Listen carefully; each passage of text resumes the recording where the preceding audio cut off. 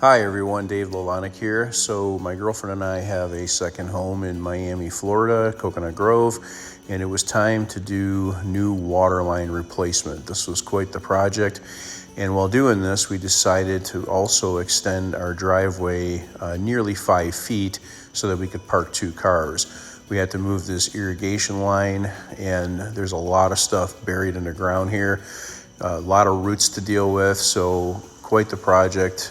I'll admit I didn't select the best plumbers for this project, but we did get the job done. Our next door neighbor, Christine, came along with us and decided to run her new water line as well so we could share the same common trench, and that would save her some money in the future. But to the right of me here, we have this monster oak tree, and this whole section you'll see later was full with complete roots. But what we wanted to do is basically put the water lines at the blue mark and extend the driveway to the red or blue. We ended up going to the blue just to get a little bit wider, once again for 2 cars to park.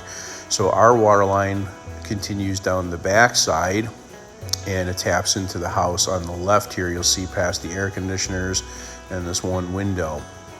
Her line goes to the right. Obviously her house is to the right. So here's the trench. You'll see it's through nothing but roots. Quite the project here. Once again, you'll see chunks of roots everywhere. You'll see a big root to the right in that photo that had to get ripped out. And this irrigation line had to be moved underground.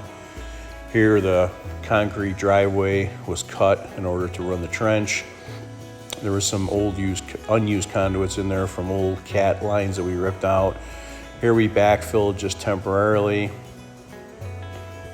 And you'll see some of the lines under here.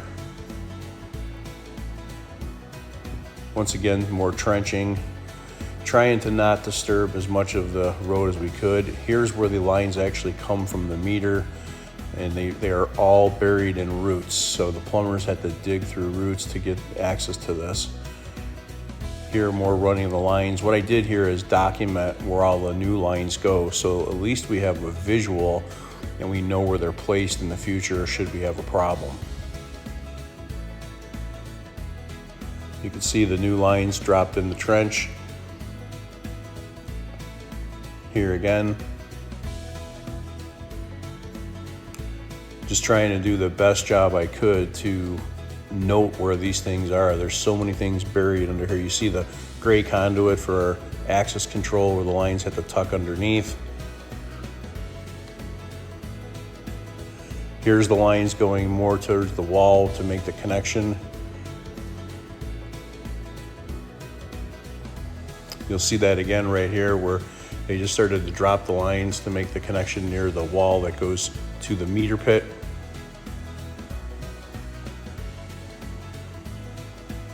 And here they started gluing the lines together. Same here. And you see they're a little bit more above ground here. Of course, in Florida, you don't have a frost line to concern with, so you don't have to go as deep.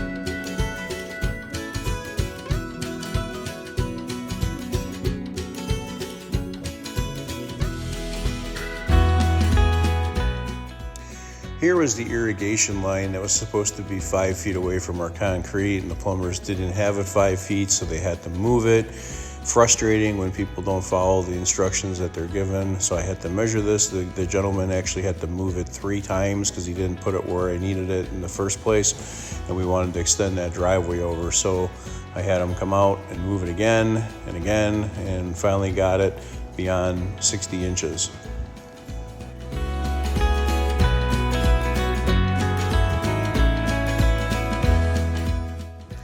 So initially we were going to just backfill with crusher run limestone and compact it to grade. I hired JR Concrete to do this. Excellent contractor, absolutely excellent. JR's a great guy. We hit it off real well. These guys are pros. They came not only with the right number of people, they brought the right equipment, mini excavator with rubber tracks, and you'll see here they're ripping through nothing but roots to remove all this debris so we can extend our driveway here. I mean, you'll see some serious roots. That gray pickup truck in the back, ultimately the back bed is going to be filled with nothing but roots. It was pretty extraordinary to see what they were doing here. Now, there were still some plumbing lines here, so we had to be careful not to rip through the lines. But these guys were pros. They got right to business and got everything ripped out real good. And we got this area, just kind of graded in. You'll see, look at the back of his pickup truck full of roots there. And here we're sawing out the concrete of the driveway to do a repair in the common road that was all busted up. So they did nice saw cuts. Got some boards out here to get ready to form everything. Okay, so we're widening our driveway. Got the new pad form. Now, what I didn't mention here is while doing the project, JR said, listen, I want to do a great job for you guys. I'd really like to do this in concrete. And him and I both hit it off that we both have McLarens. He was able to give us the same price to do this job in concrete as he was originally priced in stone. So, I mean, it was a no-brainer. He also used 5,000 PSI high early concrete with fiber mesh so we could drive on it the next day. We did leave the common roadway barriered off for about 48 hours to let that cure up real good. But you see he's got marks here and pins in to pin the new concrete to the old concrete to keep everything from shifting. These guys were just complete pros. They did a great job. Again, the right people, the right amount of people. Here you'll see the mix. This is the ticket from the concrete truck, 6 yards, 5,000 PSI, fiber mesh. Here's the mud getting dropped in the hole. He brought in 2 finishers to do this work. These guys were completely pros, very, very talented. I mean, I love watching concrete get done. It's such an art and such a skill, and, to have the mix right, the slump right, water content, and how they float it all together. They didn't even screed this, really. They just used some boards to just kind of float the mud in place. And they had a string line in the inside form to set the grade. Really, really professional.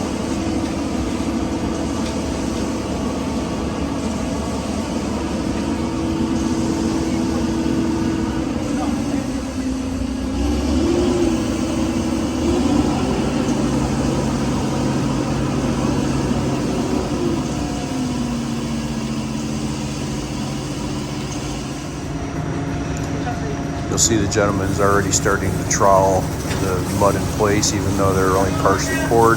That's what these guys do. They get everything at a nice level, even as they're walking through it. And here's a little bit of screeding, but he's just basically pulling it over and floating the mud into place. You'll see here they've got that big section in the common roadway filled in. They're just kind of moving around the mud and just letting it float and self-level to get it in place. Here they're screeding this. This was a little bit of a challenge because you've got 3 or 4 grade points coming together, all that have to go to that drain in the driveway.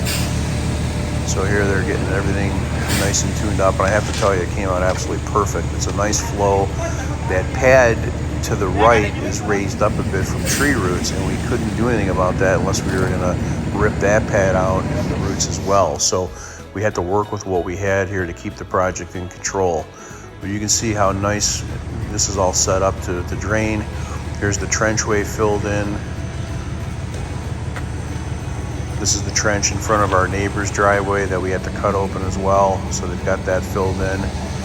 Now, a lot of people would have just left that mud on the edges, just, butt up against it. These guys didn't. They trimmed the edges in and everything. You'll see that in a minute. Here it is by the grate. So here the finisher is trimming the edges real nice. They put in some score joints for cracking in the future. Everything is pretty much finished off at this point. Got everything roped off to keep traffic off of it.